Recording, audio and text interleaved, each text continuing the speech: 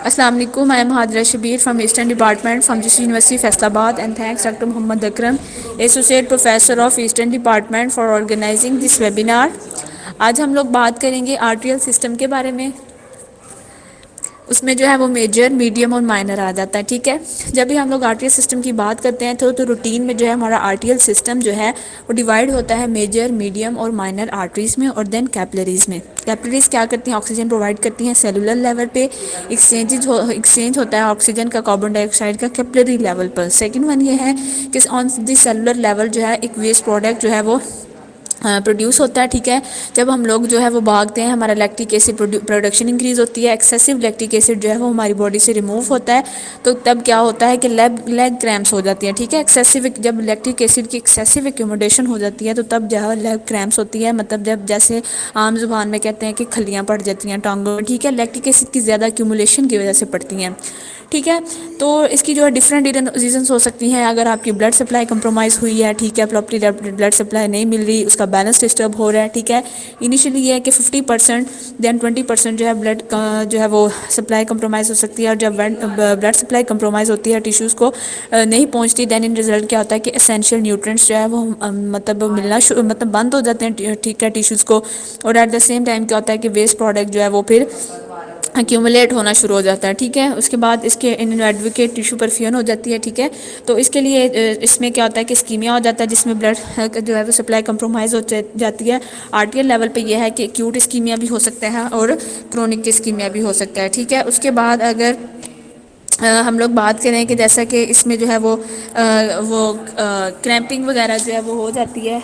ठीक है, उसके बाद इसमें यह है क्यूट स्कीमिया देखें तो इसमें जो है वो थ्रोम्बस बन जाता है। ठीक है, क्लॉट बन जाता है, जिसकी वजह से हार्ट अटैक भी हो सकता है, ट्रॉमा कोई हो सकता है ड्यूरिंग सर्जरी। जो है वेन को टाई करना या उसको अनटाई करना जो है वो मतलब अगर भूल गए हैं तो इसकी वजह से भी क्यूट स्कीमिया हो सकता है। ठीक है, मोस्ट इंपॉर्टेंट इसमें यह है कि थ्रोम्बोएम्बोलिक फिनोमेना हो जाता है। ठीक है, कोई भी क्लॉट जो है वो अंदर मतलब फंस जाता है, ब्लॉक कर देता है वेसल्स को, जिसकी वजह से लिम्ब स्टारवेशन हो जाती है और लिम्ब का जो है वो लॉस भी हो सकता है। उसके बाद क्रोनिक स्कीमिया आ जाता है। क्रोनिक स्कीमिया का मतलब है कि स्लो पॉइजनिंग। ठीक है, स्लोली और ग्रेजुअली जो है वो ब्लड सप्लाई स्टॉप होती है, जैसा कि एथेरोस्क्लेरोसिस है।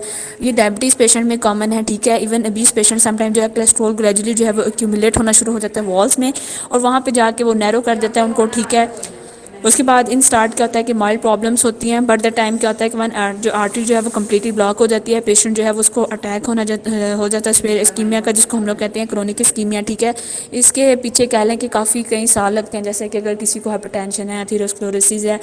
उसके बाद एग्जाम्पल में इसमें आ जाता है सुप्राकोंडाइल फ्रैक्चर अगर चाइल्ड में हो जाए। ठीक है, इसमें क्या बोन ब्लॉक हो जाती है, बोन जो है वो ब्लॉक कर देती है ब्रैकियल आर्टरी को। ठीक है, जब पेशेंट सफ़र करता है स्कीमिया से तो पेन उसकी जो है उस पेन स्टार्ट होती है उसको हम लोग कहते हैं क्लॉडिकेशन। ठीक है, और ये पेन क्या होता है कि एक्सेसिव होती है। ठीक है, और इसको हम लोग कहते हैं इंटरमीडिएट क्लॉडिकेशन। जो अगर हम लोग बात करें क्रोनिक स्कीमिया के बारे में, ओल्ड एज पेशेंट में क्या होता है कि वो पेन जो है वो फील करते हैं जब वो चलते हैं। ठीक है, इसको इंटरमीडिएट क्लॉडिकेशन कहते हैं, और डिस्टेंस जो कवर करते हैं उसको कहते हैं क्लॉडिकेशन डिस्टेंस। ठीक है, उसके बाद इसमें आ जाता है फॉर एग्जांपल अगर किसी को एथेरोस्क्लेरोसिस है। ठीक है, उसको जो है वो आफ्टर जो है वो अगर उसने 1000 मीटर्स जो है उसने कंप्लीट किए हैं। ठीक है, तो वो पेन फील करेगा। इट्स मीन्स कि उसकी क्लॉडिकेशन डिस्टेंस जो है वो 1000 मीटर है। ठीक है, अगर वो उसने कोई अटेंशन वगैरह नहीं दी। ठीक है, ड्यू टू केयरलेसनेस अगर तो वो 500 मीटर जो मतलब चलता है, दैन 200 मीटर पे जो है वो पेन फील करता है। आहिस्ता आहिस्ता क्या होता है कि फिर वो मतलब कि उससे जो है वो बिल्कुल भी चला नहीं जाता। ठीक है, जिसको हम लोग रेस्ट क्लॉडिकेशन कहते हैं। मतलब उसका जो क्लॉडिकेशन डिस्टेंस है वो जब कम होता जाता है, जब एक टाइम ऐसा आता है कि बिल्कुल ही कम हो जाता है, फिर जो है उससे बिल्कुल भी चला नहीं जाता, जिसको रेस्ट क्लॉडिकेशन कहते हैं। रेस्ट पेन जो है ये लास्ट स्टेज होती है स्कीमिया की। ठीक है, इसका मतलब ये है कि पेशेंट जो है वो सफ़र कर रहा है स्वेयर स्कीमिया से। इसमें जो है इंटरमीडिएट क्लॉडिकेशन आ जाती है। ठीक है, क्लॉडिकेशन डिस्टेंस आ जाता है, रेस्ट क्लॉडिकेशन आ जाता है। एग्जामिनेशन में देखें तो टिश्यू शेप चेंज हो जाती है। जब हम लोग कंपेयर करते हैं दोनों साइड्स को, तो स्कीमिक साइड जो है वो उसमें जो है वो हेयर का लॉस होता है, उसका टांग का कलर पेल हो जाता है, उसकी स्किन मोल्टिंग स्टार्ट शुरू हो जाती है। ठीक है, उसकी दैन जो है वो हिस्ट्री ली जाती है, उसमें जो है वो स्मोकिंग हिस्ट्री आ जाती है, डायबिटीज़ आ जाता है, हाइपरटेंशन आ जाता है, इस्केमिक हार्ट डिजीज़ आ जाती है, फैटी आ जाता है। इन्वेस्टिगेशन में जो है वो हम लोग लैब इन्वेस्टिगेशन करते हैं। उसके अलावा इसमें जो है वो रेडियोलॉजिकल इन्वेस्टिगेशन की जाती है, ईसीजी की जाती है, इकोकार्डियोग्राफी की जाती है। उसके अलावा जो है इसमें डॉपलर अल्ट्रासोनोग्राफी की जाती है। उसके बाद इसमें जो है वो मैनेजमेंट की जाती है कि जब पेशेंट को ट्रीट किया जाता है उसके रिस्क फैक्टर्स को चेक किया जाता है, स्मोकिंग को स्टॉप किया जाता है, उसके डायबिटीज़ को कंट्रोल किया जाता है, ओबीस केस में जो है उसको एक्सरसाइज मतलब एडवाइस की जाती है, हार्ट प्रॉब्लम्स को ट्रीट किया जाता है, हाइपरटेंशन को कंट्रोल किया जाता है। देन सिलेक्टिव थेरेपी की जाती है। डायबिटिक पेशेंट के केस में जो है अगर क्रोनिक इस्कीमिया है तो उसको हम लोग ऐसी ड्रग्स देते हैं जिसकी वेजस को जो है वो ओपन कर दे, जिसमें डिस्प्रीन आ जाता है, जिसमें कैल्शियम चैनल ब्लॉकर्स आ जाते हैं। डिस्प्रीन जो है ये एंटी प्लेटलेट है, ठीक है।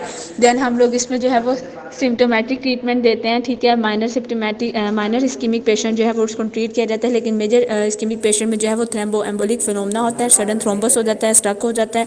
उसके लिए फिर जो है वो हेपरिन दिया जाता है, ठीक है, फ्लूइड फॉर्म इंजेक्शन फॉर्म में, ठीक है। उसके अलावा हार्ट अटैक में इमीडिएटली जो है वो केवी काइनेस दिया जाता है, इंजेक्शन दिया जाता है, ठीक है, जो क्या करता है कि थ्रोम्बस को ब्रेक कर देता है। कन्वर्ट हेपरिन के बाद जो है हम लोग वारफरीन देते हैं, ये भी टेबलेट फॉर्म में दी जाते हैं, ये एंटी कोगुलेंट है, ठीक है। सम पेशेंट्स में जो है कि क्लॉट जो है वो ब्रेक नहीं होते, स्ट्रक हो जाते हैं, उसके लिए फिर जो है वो एंजियोग्राफिकली रिमूव किया जाता है, ठीक है। देन फॉलो किया जाता है हेपरिन और वारफरीन को, ठीक है। उसके बाद अनदर कंडीशन इसमें आ जाती है बर्गर्स डिजीज़। वो पेशेंट जो यंग मतलब अगर कह लें कि कुछ यंग जो स्मोकर्स हैं, अगर वो स्मोकिंग वगैरह यंगर स्मोकर्स हैं, ठीक है, उनमें ये ज़्यादा डिजीज़ होती है, ठीक है। यंग उनमें क्या होता है कि फूड अल्सर बन जाता है, जिसको डायग्नोसिस मतलब इसकी की जाती है।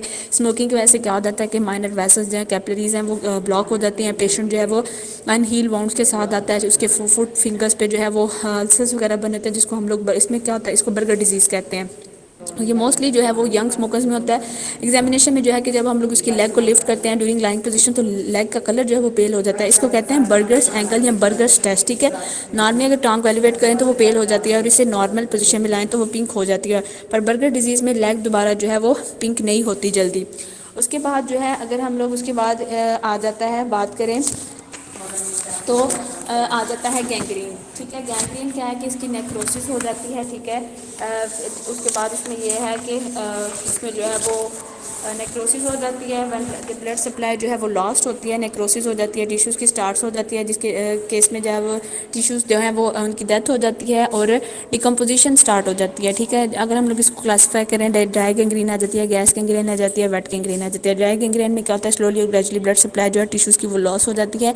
अथीरोस्क्लेरोसिस इसकी जो है वो मेन एग्जाम्पल है। उसके अलावा डायबिटिक पेशेंट, उसके अलावा अगर जो है किसी की उसमें जो है वो स्मॉल और मीडियम साइज वेसल्स जो है वो कंप्रोमाइज़ हो जाती हैं। ड्राई गैंग्रीन जो है ये डायबिटिक्स में होता है, इसमें जो है वो पस नहीं बनती, स्मेल भी नहीं होती, ठीक है। और जब ऑटोमेटिकली जो है वो डेडियाँ रिमूव हो जाता है, ठीक है। वेट गैंग्रीन क्या होता है, ये क्यूट इस्कीमिया में होता है, जब सडन ब्लड सप्लाई स्टॉप हो जाती है तो डेंजरस होती है, लिम्ब जो है वो स्वलन हो जाता है, ब्लैक हो जाता है, ब्लिस्टर्स बन जाते हैं, फॉल स्मेलिंग हो जाती है, इसको हम लोग कहते हैं वेट गैंग्रीन, ठीक है।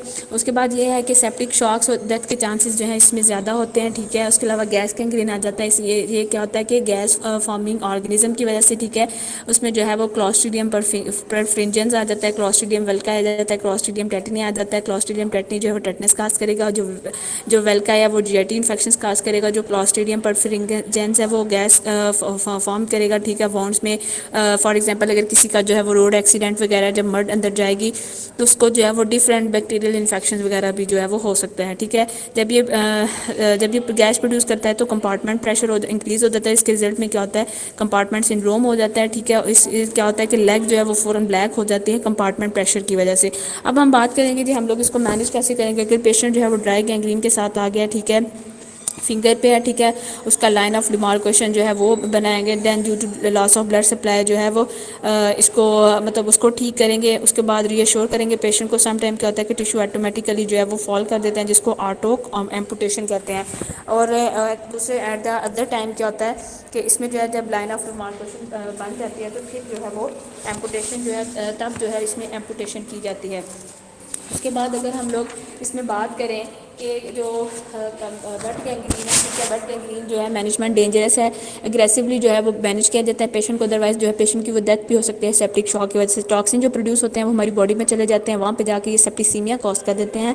फिर इसके रिस्क फैक्टर्स देखे जाते हैं। अगर तो पेशेंट को डायबिटीज़ है उसको कंट्रोल किया जाता है, अगर हाइपरटेंशन है उसको कंट्रोल किया जाता है, अगर इस्कीमिक हार्ट डिजीज़ है उसको ट्रीट किया जाता है, कोई क्रोनिक प्रॉब्लम है वो देखी जाती है, हाइपरलिपिडीमिया को चेक किया जाता है, ट्रीटमेंट किया जाता है, हाई डोज एंटीबायोटिक्स दी जाते हैं जिनमें पेंसिलिन ग्रुप आ जाता है, 1 to 3 4 ग्रुप दिया जाता है, थर्ड और फोर्थ जनरेशन एंटीबायोटिक्स दी जाती हैं। वेट गैंग्रीन में क्या होता है कि इसमें कोई आइडिया नहीं होता डिमार्केशन का, तो अननोन होता है, ठीक है। उसके अलावा जो है इसका उसके बाद ये है कि हम लोग इसको कन्वर्ट करते हैं वेट गैंग्रीन में, वेट गैंग्रीन को ड्राई गैंग्रीन में। जब ये वेट गैंग्रीन होगी तो हम लोग इसमें कंपार्टमेंट को ओपन करेंगे, उसमें जितना भी जो है पास से डर्टी मटीरियल ड्रेन आउट करेंगे, एंटीसेप्टिक एसेप्टिक ड्रेसिंग करेंगे, एंटीबायोटिक्स देंगे, रिस्क फैक्टर्स को कंट्रोल करेंगे, ठीक है। जब पेशेंट जो है वो सेप्टिसीमिया से मतलब उसका ठीक हो जाएगा, वेट गैंग्रीन जो है वो कन्वर्ट हो जाएगी ड्राई गैंग्रीन में, ठीक है। उसके बाद करना है 3 to 4 डेज़ बाद लाइन ऑफ डिमार्केशन स्टार्ट करनी है, ठीक है। और उसके बाद जो है वो ड्रेसिंग करनी है, रिस्क फैक्टर्स की ऑप्टिमाइजेशन करेंगे, रिसब्स्टिकेशन करेंगे, उसको कन्वर्ट करेंगे वेट गैंग्रीन में, वेट गैंग्रीन को ड्राई गैंग्रीन में। और जब लाइन ऑफ डिमार्केशन हो जाएगी तो फिर डिसाइड करेंगे कि एम्पुटेशन करनी है या नहीं करनी। गैस गैंग्रीन में क्या होता है, ये बहुत डेंजरस है, क्लॉस्ट्रीडियम परफिंजेस प्रोड्यूस करता है, अमोनिया और हाइड्रोजन सल्फाइड, ठीक है। इसकी स्मेल जो है वो सिकलिंग स्वीट होती है, सिक्रेशन इसकी मस्टर्ड कलर होती है, और उसके जो है वो जब टिश्यू को जब प्रेस करते हैं तो उसमें जो है वो कैपिफस फील होता है टिश्यू के अंदर। जैसे टिश्यू के अंदर अगर हवा को भर दें तो आवाज़ आती है, इसी तरह की जो है उसको कहते हैं क्रेपिटस कहते हैं, ठीक है। इस यहाँ पे क्या करेंगे, एयर फिल करेंगे अंडर योर टिश्यू। जब गैस फिल हो जाएगी तो फर्स्ट सबसे पहले क्या करना है कि ओपन करना है कंपार्टमेंट, फेस्क्योटमी करनी है, ओपन करना है टिश्यू को, एयर और जो गैस है उसको वैक्यूएट करना है, देन उसको हाई डोज देनी है, एंटीबायोटिक्स देंगे। अगर तो ऑक्सीजन जो है वो नई टिश्यूज़ को पहुँच रही तो हाइपर बैरिक ऑक्सीजन देंगे हाई डोज पे, ठीक है, ताकि टिश्यू जो है वो सर्वाइव कर सके। देन कन्वर्ट करना है इसको ड्राई गैंग्रीन में, वेट करना है लाइन ऑफ डिमार्केशन का, डिसाइड करना है कि इसको एम्पुटेशन किस टाइप की दी जाए, ठीक है। रिमूवल एम्पुटेशन में क्या होता है कि रिमूवल किया जाता है part of the body upper या लोअर लिम्ब में, या डिफरेंट लेवल्स पे किया जाता है। Okay sir, thank you.